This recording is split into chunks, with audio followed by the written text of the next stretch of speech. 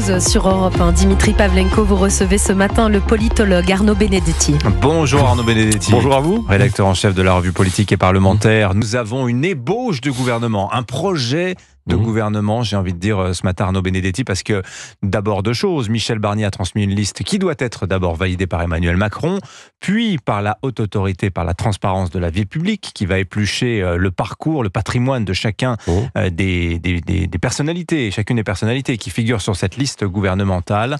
Alors, les grandes masses, on a 38 noms pour 38 postes, il y aurait 16 ministères de plein exercice. Qu'est-ce que vous retenez d'abord de cette ébauche-là, qui est très sommaire à ce stade? Alors déjà, c'est pas un gouvernement resserré, clairement, avec 38 membres. La réalité, c'est que quand on regarde la répartition par grandes forces politiques qui sont constitutives de cette coalition, c'est une réalité politique qui correspond au poids, je veux dire, parlementaire de chacun de ces groupes à l'Assemblée nationale, mais avec un barycentre qui penche très nettement du côté des macronistes et de ce que l'on appelle le bloc central, puisque parmi les 16 ministres de plein exercice, vous avez en principe 7 personnalités issues de Ensemble pour la République, qui est le groupe, j'allais dire, central du bloc central, présidé par Gabriel Attal. Voilà. Donc, clairement, ça c'est une réalité, j'allais dire, arithmétique et politique.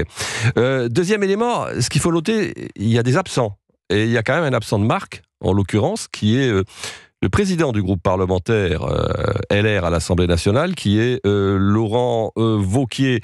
On dit qu'il a décliné Bercy. Alors on dit qu'il a décliné Bercy, mais d'aucuns disent qu'on lui a refusé le ministère de l'Intérieur, où devrait être nommé un sénateur, M. Rataillot. Et ce qui est intéressant aussi, il faudra regarder de près, une fois qu'on aura l'officialisation de cette liste qui circule, c'est le poids au niveau de LR entre les sénateurs et les députés. Apparemment, quand même, pour l'instant, on voit que c'est plutôt du côté du Sénat qu'on est allé recruter un certain nombre de ministres potentiels, et finalement assez peu pour l'instant de parlementaires issus du groupe LR. Or, quand même, il faut le rappeler, tout se joue à l'Assemblée nationale. Ouais. Troisième élément, mais qui est, j'allais dire, indissociable de ce que l'on sait depuis maintenant, depuis le 7 juillet et depuis ces dernières semaines, c'est que le problème de ce gouvernement, c'est que c'est un gouvernement qui reste minoritaire. Il est minoritaire dans l'opinion, il est minoritaire à l'Assemblée nationale, donc il y a une vraie question de légitimité politique de cette équipe qui rentre en scène. Les 7 formations politiques représentées autour du Conseil de la table du Conseil des ministres, c'est 235 sièges. Il en manque 60, toujours à peu près, pour atteindre la majorité absolue. Oui, alors ce qu'il faut noter, c'est que c'est la première fois sous la Ve République que vous avez une Assemblée nationale où vous avez près de 330 parlementaires qui potentiellement peuvent voter une motion de censure. C'est un fait tout à fait inédit sous la Ve République, et c'est ce qui rend bien évidemment l'exercice auquel va devoir se contraindre le Premier ministre particulièrement difficile. Il y a aussi, alors on va donner quelques noms qui circulent, vous avez cité celui de Bruno Retailleau pour l'intérieur, Rachida Dati, a priori resterait au gouvernement. À la culture, son nom est aussi cité pour l'éducation nationale, Arnaud Benedetti. Oui, alors, ce qu'il faut noter quand même dans cette liste qui circule, c'est que Michel Barnier pourra exciper le fait qu'il a renouvelé à près de 90%, voire plus, le gouvernement précédent. Il y a très peu de ministres sortants qui apparaissent reconduits. Il y a en effet Madame Dati à l'éducation nationale qui passerait potentiellement à l'éducation nationale, qui passerait de la culture à l'éducation nationale.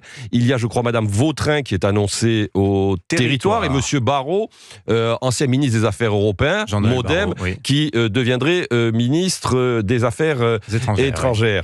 Oui, alors ensuite, on sait que Madame Dati était soutenue, en tout cas, par le président de la République. Est-ce qu'on va nous confirmer ou pas ce transfert, si je puis dire, à l'éducation nationale? Nous verrons bien. C'est une personnalité issue des rangs de LR, une personnalité qui, en tout cas, oui, a le soutien du président de la République.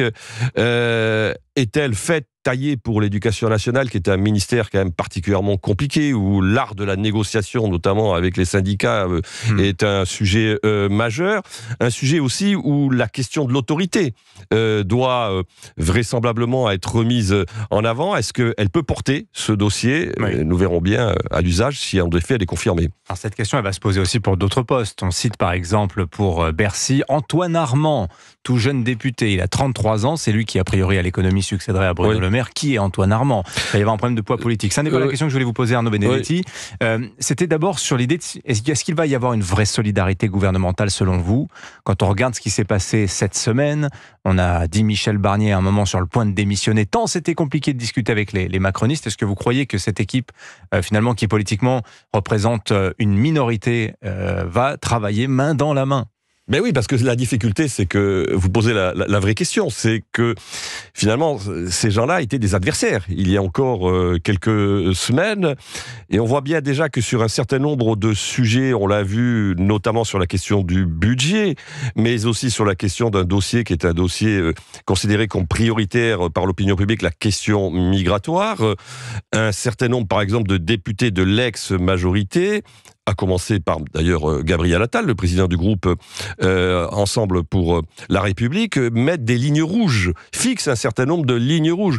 Toute la difficulté pour le Premier ministre, c'est quoi? C'est à la fois d'incarner le changement, c'est la ligne plutôt LR, en l'occurrence, mais en même temps, il faut qu'il incarne le changement en s'assurant du soutien de ceux qui sont les héritiers du bilan que LR finalement dénonçait il y a encore quelques semaines.